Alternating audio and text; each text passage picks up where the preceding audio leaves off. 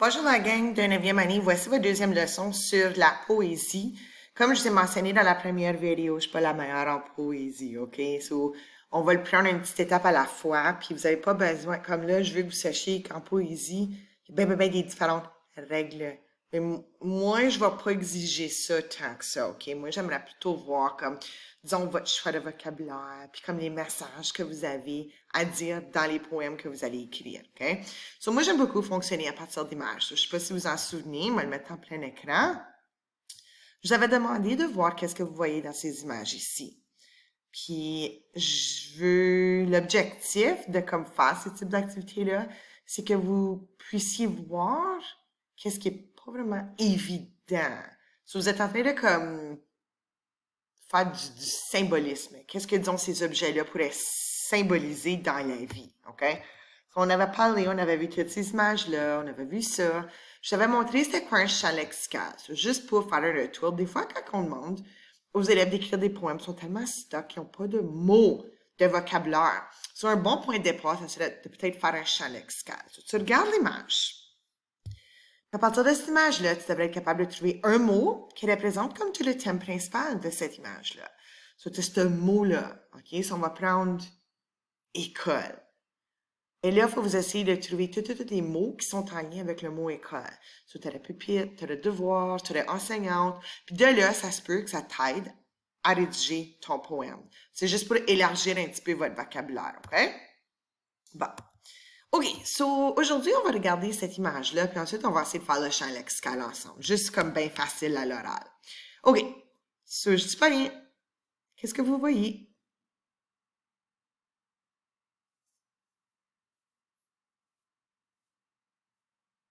OK, moi, qu'est-ce que je vois là-dedans? Puis comme vos réponses sont pas mauvaises, là. Tout le monde peut probablement voir ça d'une différente façon. Voici comment moi, je le vois.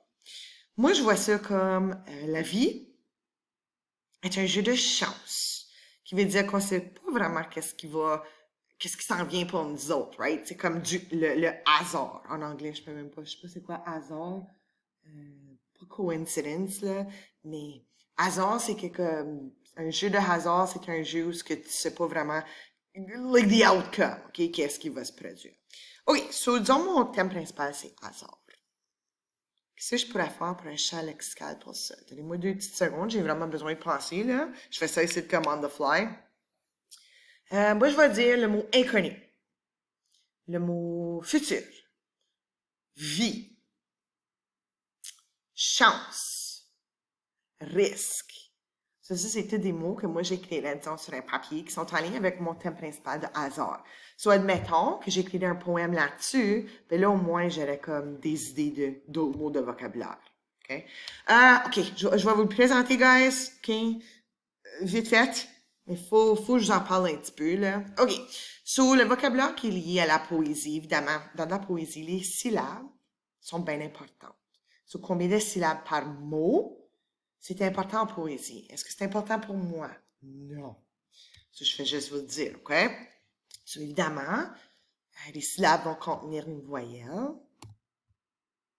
Puis là, je vais juste vous expliquer. Le mot scander en poésie, ça veut dire scander un vers. Puis, by the way, un vers, dans un poème, c'est une ligne. Une ligne, OK?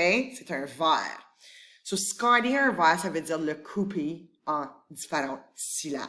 Parce qu'en poésie, c'est important de respecter le montant de syllabes par vers. Est-ce que c'est important pour moi? Non, non, non, non, non, non, non, OK? Je m'attends pas à ce que vous soyez des gros poètes, là. OK, so, le MUA, je vais vous en parler. Non, je n'en parle même pas. On skip. Même pas besoin. Bon. Ah, OK. Juste pour vous dire, guys, que quand il y a un mot où il y a comme une consonne double, comme par exemple le mot attrape. Il y a 2 T, right? Attrape.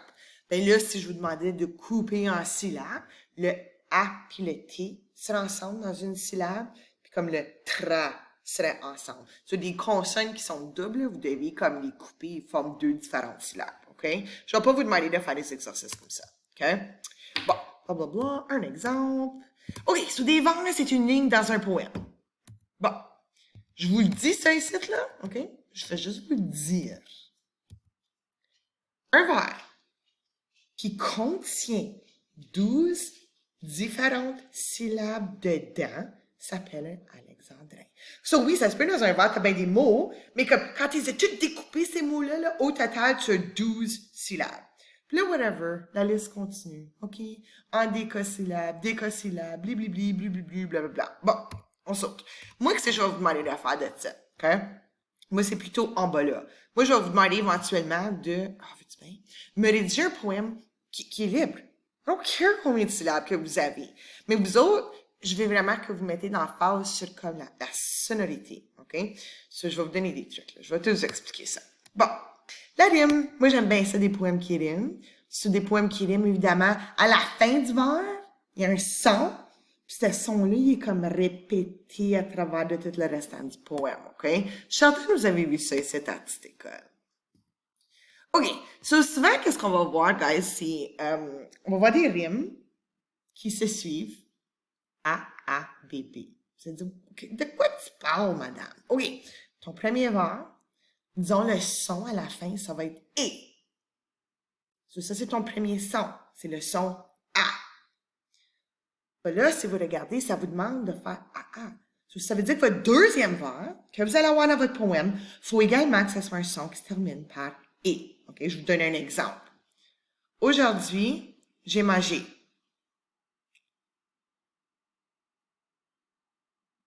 Plus tard, je vais me coucher. Donc, manger, c'était le « et » de mon premier vers. Coucher, c'était le « et » de mon deuxième vers. OK, là, c'est bébé. Bon, on n'utilise plus le son « et ». Il faut vous trouver un autre son qui va représenter, disons, la lettre B. OK, so, aujourd'hui, j'ai mangé. Plus tard, je vais me coucher. Attends une minute, je vais essayer de trouver quelque chose d'autre. Mon mari, je l'aime beaucoup. Même s'il a un très long cou. So, beaucoup, cou. Ça le fait un A pour mes deux et. Puis ensuite, ou, puis ou pour B. OK? So, ça, c'est une façon, disons, d'écrire un poème.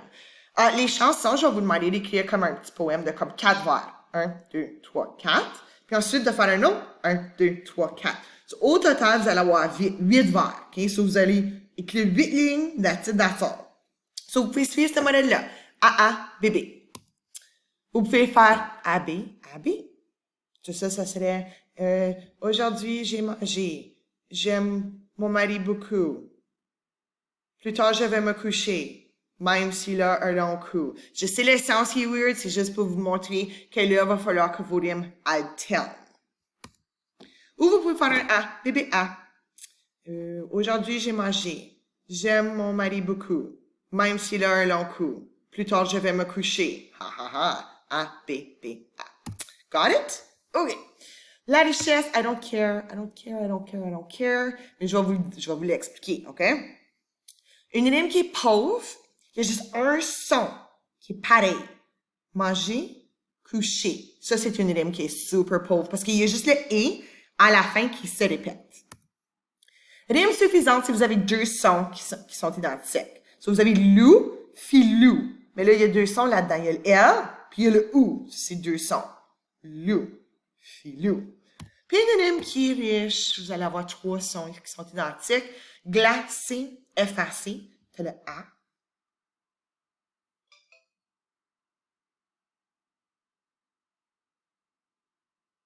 Oh, excusez. OK, c'est ça. Tu as le A, tu as le C, puis tu as le E, accent aigu. OK? Bon. L'argent, ça non plus. Il y a des rimes qui sont féminines. Puis souvent, ils vont se terminer avec un E qu'on ne prononce pas. Puis ensuite, on a des rimes masculines. Puis c'est comme...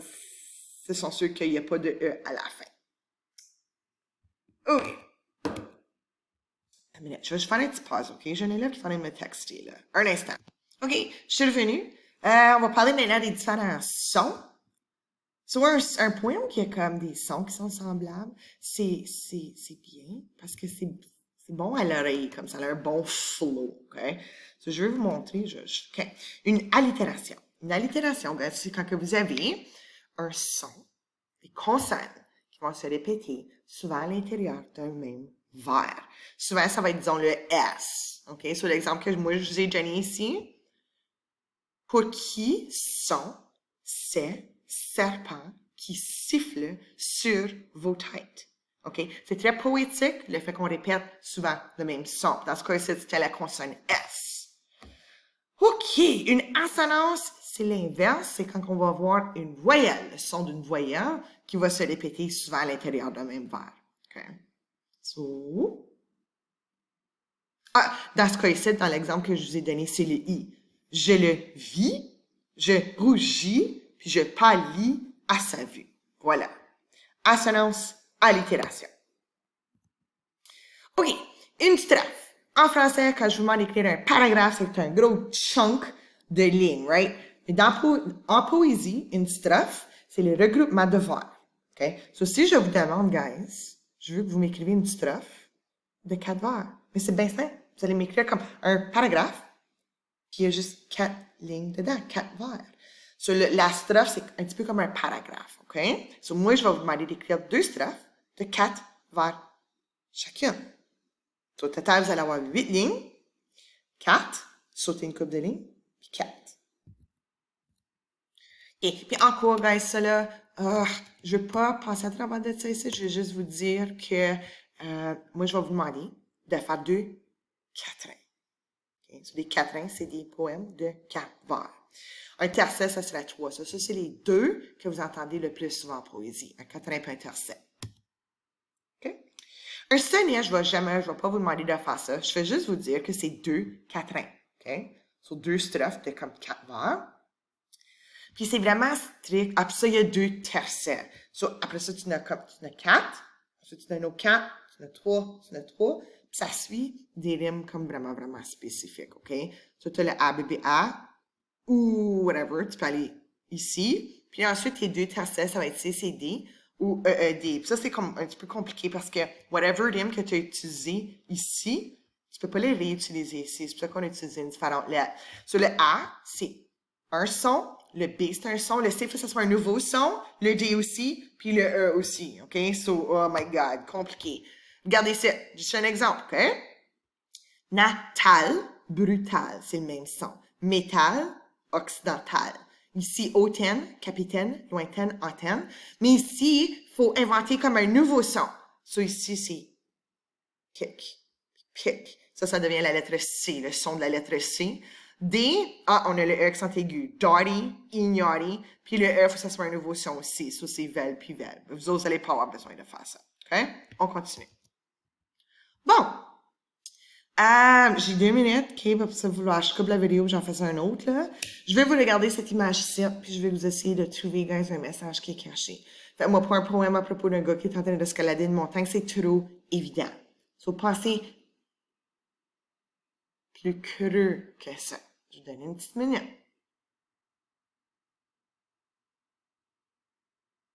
Okay. Voici qu'est-ce que moi j'ai trouvé. Atteindre des buts dans la vie. Ça, c'est comme, c'est imaginer l'affaire, right? Comme, quand tu penses d'atteindre des buts dans la vie, ouais, t'es en train de grimper une montagne. Dépasser ses limites personnelles. Ça veut dire grimper une montagne, c'est hors de l'ordinaire pour nous autres, ça serait peut-être pour plusieurs un gros défi. Passer nos limites personnelles. Ou encore sortir de sa zone de confort. Okay? Moi, c'est ce que j'ai dégagé. Puis ce que j'ai fait, j'ai juste rédigé un petit poème, OK? De 4 vers, puis je vais vous regarder comment est-ce que j'ai disposé mes rimes. OK? If, tif, tif, ça c'est A. Able, able, c'est B. So, moi, j'ai fait un A, B, A, B. OK? So, dans la vie, dès notre jeunesse, on se fixe des objectifs. Parfois, ils sont facilement atteignables.